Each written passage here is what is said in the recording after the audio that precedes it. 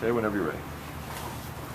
Good morning, my name is Lachey Russell, and I'm going to tell you a little bit about the insanity plea. First, I'm going to tell you a little story. Okay, now in this story, there's a man who becomes fixated on an actress. And this actress stars in a movie where he is just completely obsessed with. So, in his fixation, he begins to stalk this actress, and he proceeds by sending her letters, and he follows her to her college, and he even proceeds by attempting to reenact a scene that happened in the movie that she starred in.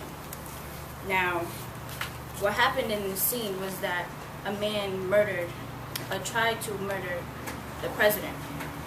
Does this sound familiar to anyone? No? Yeah. Well, do you know? Okay. Actually, it was John Hinckley Jr. He attempted to murder Ronald Reagan, and this happened in 1981. But now he's like infamous for this. He became infamous for this attempt, and while he went on trial, he was found not guilty by reason of insanity. And this actually, it sparked a large concern in a lot of people. They didn't understand how could someone publicly try to kill the president and not be found guilty. And I'm sure that's a concern to every one of us. Like, how can someone do something like that and not be found guilty? So, now I'm going to tell you a little bit about what I learned about the insanity defense and how someone can be found not guilty. What I'll tell you first is a little bit about the insanity defense, or I may call it throughout the presentation the insanity plea. It's all the same. Then I'll tell you a little bit about some cases that involve the insanity plea, and then I'll tell you the success rate. Okay, so the insanity plea, it allows a defendant to argue that they should not be held accountable for actions that they may have done, laws that they may have broken, because during the offense they were legally insane and they were unable to distinguish whether or not what they did was right or wrong. Now, there are ways to find whether someone is insane, and what happens is they get evaluated by mental examiners, and if they are found insane or legally insane, they are put in a psychiatric facility instead of jail time. So some of these cases in which people are found not guilty by reason of insanity are cases like Laura Bobbitt, and I found this at listverse.com, and this was a list of the top 10 insanity defense cases, the top 10 famous insanity defense cases, and Laura Bobbitt was number 4 on that list.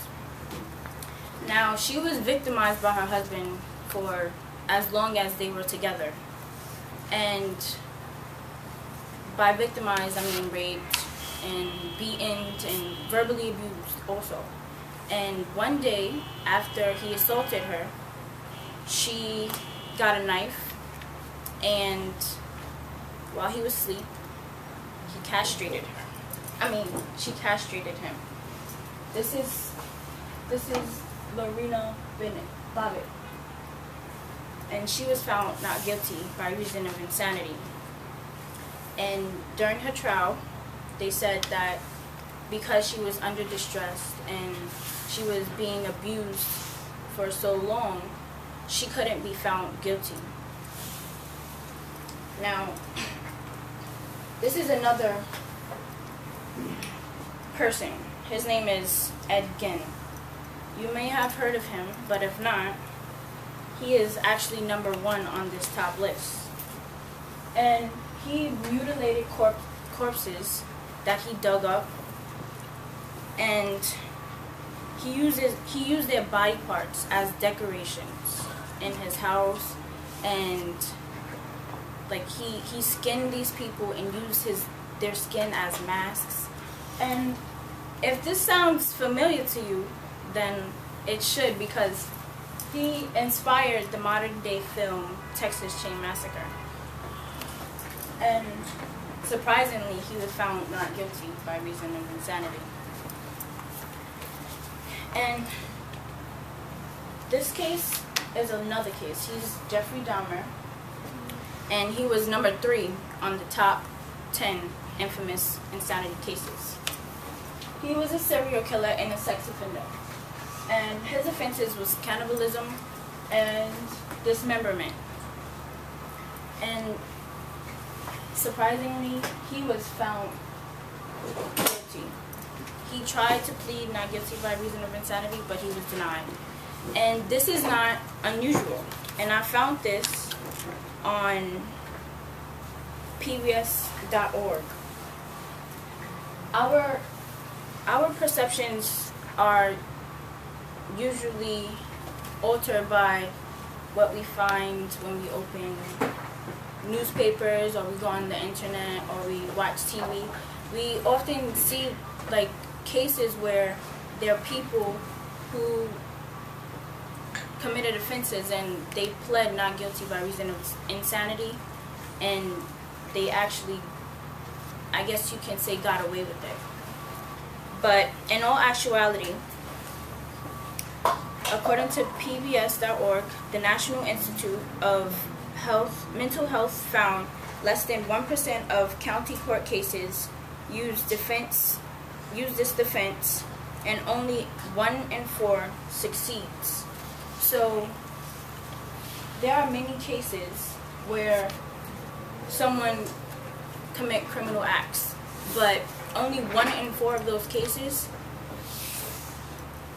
the not guilty by reason of insanity plea is successful. So I just want to conclude this by saying that I hope that I informed you guys about the insanity defense, because we often see that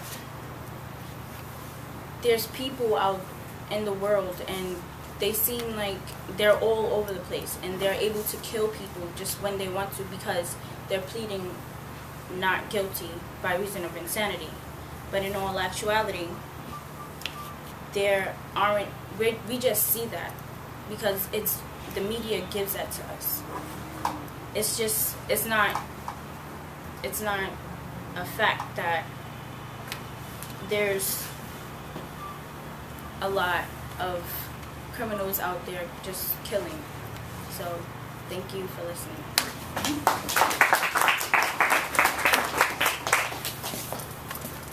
Thank you, Alicia.